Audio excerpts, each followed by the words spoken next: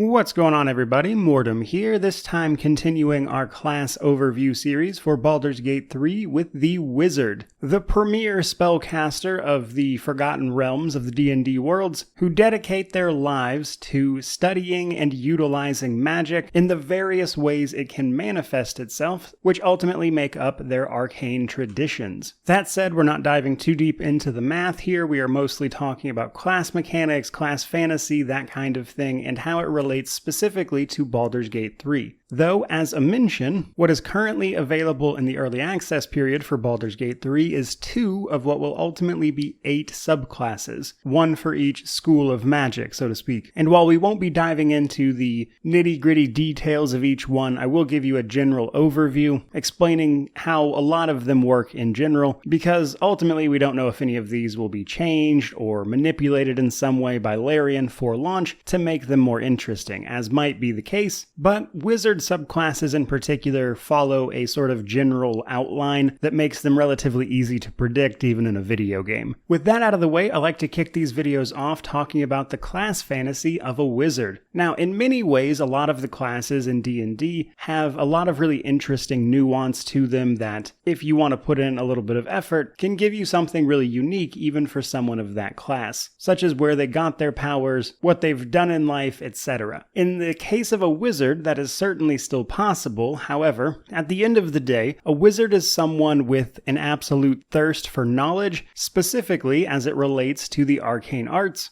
allowing them to cast spells. They dedicate their lives to, in many cases, very literal study of magic. And while that pursuit might take them to dark and dreary dungeons or the stuffy air of a lecture hall, wizards are all unified by that common goal of studying magic. How they choose to do so is where the class fantasy of it comes in. Now, I will say I thought about including a section about the weave and the goddess of magic, Mishra, in this video, but honestly, that's just too much to cover for a video like this that would be way off topic. However, I do want to mention briefly that in the Forgotten Realms, mortals interact with magic via a law of reality, so to speak, called the weave, often referred to as a fabric, and when they are casting their spells, they are ultimately manipulating the weave to produce the effect of magic, with the weave actually communicating with the raw power of magic itself. It acts as a sort of intermediary, and it is the study of the weave and how to manipulate it that wizards pursue with basically everything they have. So when it comes to class fantasy, a lot of it comes down to where did your wizard get their basic training or study, if you will, around how to use magic and interact with it, and then what that continued study looks like. Are they someone who perhaps attended a university for wizards of some kind where they could literally study, or was it a more secretive affair with a wizard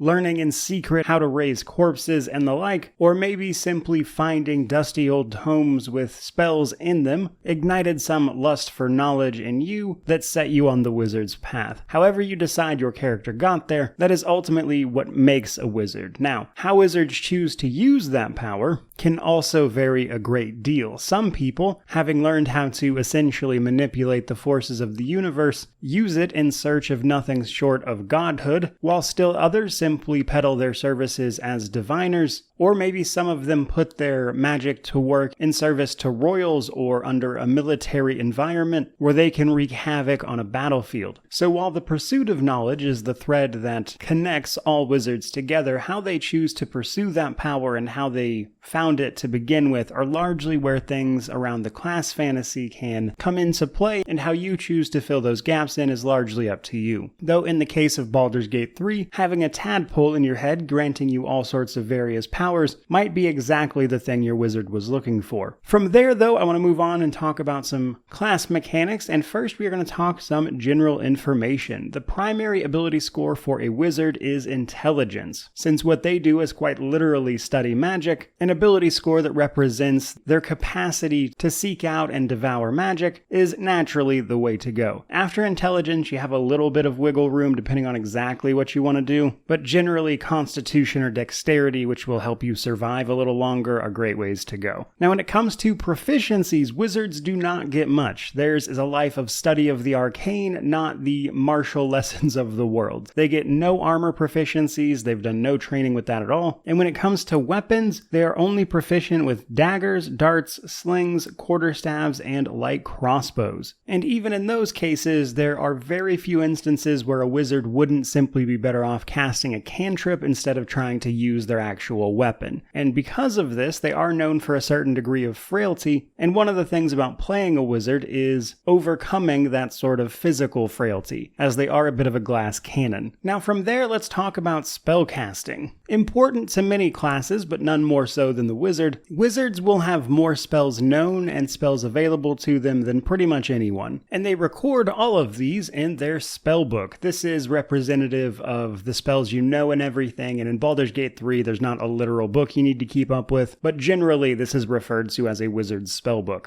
And right away, as soon as you make a wizard, you're going to be able to pick some cantrips, which are spells you can cast sort of at will anytime it's your turn, at the cost of an action of some sort, of course, but we'll also pick up 6 first-level spells. And then, every time we level up, we'll get to pick 2 more that we can learn as a representation of our studies and them advancing. These can be any spells from the wizard spell list that you can actually cast, that is to say, you have the appropriate level to do so. However, in order for you to actually cast any of these spells, you have to prepare them. Preparing spells essentially means that they are ready for your wizard to cast. This is a number greatly reduced from what you will actually know. The number of spells you can prepare is a function of your wizard's intelligence modifier plus their wizard level. So while we will know a great many spells, we have to prepare them in order to use them, and even then we are limited by our spell slots. Again, all this is mostly true for all classes, but because this is the wizard's whole deal, I'm explaining it very thoroughly. Now, when it comes to spell slots, you're going to gain more of these as you level up, but spell slots are divided up into spell level. Spells will ultimately go from 1 to 9th level, indicating their general power. However, with Baldur's Gate 3's level cap of 12, we will only ever be able to get up to level 6 spells. So while at first level, a wizard will only have 2 first level spell slots, meaning they can only use those spell slots to cast first level spells, by the time they get to 12th level, if you were to go all the way to level 12 with them, they would have 4 first level slots, 3 spell slots for 2nd, 3rd, and 4th level spells respectively, 2 5th level spell slots, and 1 6th level spell slot. Now you can use higher level spell slots to cast lower level spells, which will increase their effect, but of course this means you won't be able to use those higher level spell slots until you rest and recover them. As a result of this, while wizards focus on casting tons and tons of spells, they are somewhat limited in what they can do per day, as they will eventually need to rest. This is where your cantrips come in, and while they won't do as much damage or anything as a bigger actually leveled spell, they do not cost you spell slots, so you can use them in lieu of an actual spell if you were to say run out of spell slots, or if you simply don't want to spend one. Generally, the damage on these cantrips increases as you level up as well to keep them relevant. The last thing here to know really is that it is also possible, again as a reflection of a wizard's study, for them to learn magic elsewhere from outside of just leveling up. You can usually do this by learning them from scrolls being the most common way, though this will typically cost you a small amount of gold to transcribe the spell into your wizard spell book, but this will then turn that spell into a spell known. It does of course need to be a wizard spell, and between their naturally higher known amount of spells and their ability to scribe scrolls, wizards can learn an intense amount of spells, and because of that and their need to prepare spells ahead of time, a lot of playing a wizard comes down to knowing what to prepare when, because in a video game, this essentially translates to either swapping spells out when you level or going to the prepared spells pane, where you can swap out what you have prepared and when, though you'll need to rest for these to take effect. So to get the most out of spellcasting, it helps to have a general idea of what you'll be up against and what you think will be most useful, so you know what your wizard needs to prepare for ahead of time, even though there are of course some general spells that are useful in basically every situation. From there though, let's move on to other class mechanics. Outside of our subclass, there's really only one, and that is Arcane Recovery. This is an ability that will let you recover some of your spell slots in between short rests, with a long rest, of course, just resetting them all together. So with Arcane Recovery, you have a little bit of an extension to the amount of spells you can cast per day, though Arcane Recovery is a bit limited in how much it can recover for you, so don't expect to fully recover your spells this way. From there, though, we are brought to subclasses. There are a couple more class mechanics for a wizard, but they don't come up until much later into their level progression, which is past what Baldur's Gate 3's level cap is, so there's not much point in talking about them. However, when it comes to subclasses is where things with a wizard get really interesting, because ultimately this is showing off the specialization of our wizard. They will pick an arcane tradition, which allows them to specialize in a school of magic and get extra effects when casting those spells. However, because there's so many of them, all of them follow a general template. Again, there's going to be 8 of these in the launch version of the game. However, in the case of every single one of them, you can expect the following.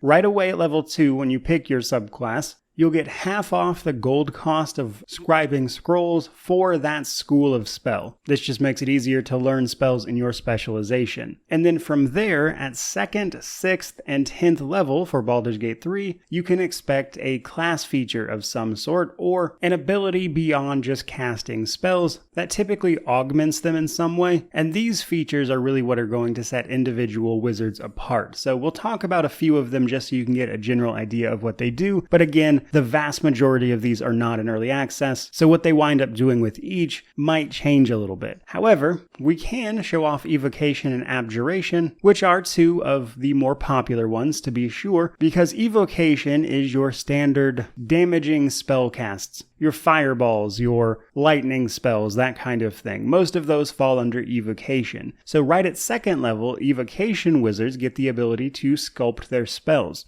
This allows them to use AoE spells where your allies are standing without actually hurting them. And then their 6th and 10th level features actually empower their spells, with the 6th level one giving them better cantrips and the 10th level one allowing them to add their intelligence modifier to the damage rolls of their spells. But something like Abjuration is quite a bit different. Right at 2nd level, whenever you cast an Abjuration spell, you can create a sort of damage shield on yourself. And then at 6th level, anybody within 30 feet of them, when they get hit, you can choose to have that damage redirected to your ward, with their 10th level feature letting them add their proficiency bonus to things like Counterspell, which means Abjuration has a slightly more defensive focus on its magic. But that's really just the tip of the iceberg for these subclasses, because things like Necromancy is going to, at level 6, give you extra benefits to your Animate Dead spell to, of course, symbolize what you know about necromancy. However, many of these have slightly more vague descriptions that go beyond what might be something you could implement in a video game, which is why I suspect they will make some changes, such as the School of Transmutation's 2nd level ability, allowing you to alter the physical properties of an item in some way. But this is only temporary, so exactly what they do with that in the game has yet to be seen. With that said, I think you get the gist of what wizards are all about and how they perform and specialize in spellcasting. While a sorcerer might get things like metamagic and rely on fewer spells known, a wizard is really about exemplifying the knowledge they've gained and learned over the years. So when it comes to playing a wizard, there's a few things to know. Now, obviously this class is best suited for some type of support or damage-oriented spellcasting, as that is pretty much everything their class entails. You're either going to be supporting your party through various spells, or just trying to deal as much damage as possible, which is certainly what wizards are good at. However, that does have to be counterbalanced against their general frailty. Any way that you can supplement what a wizard can do for you in terms of their life expectancy is certainly very helpful. And in many cases, even this can come down to spells to help mitigate damage. However, another big aspect of that is actually just knowing when and what to prepare. Now, ultimately, there are just way too many spells in D&D, and certainly in Baldur's Gate 3, for me to go over them all in detail here and give you a rundown. But basically, when it comes to playing a wizard, a lot of it comes down to managing your spells and knowing what you're about to be going up against, because it is a class where knowledge is very much so power, and thanks to their very large number of spells known, they can prepare for just about any situation, but they do have to do that preparation. Now, when it comes to multi-classing a wizard, there are a few options, but it is a class where multi-classing is kind of all over the place.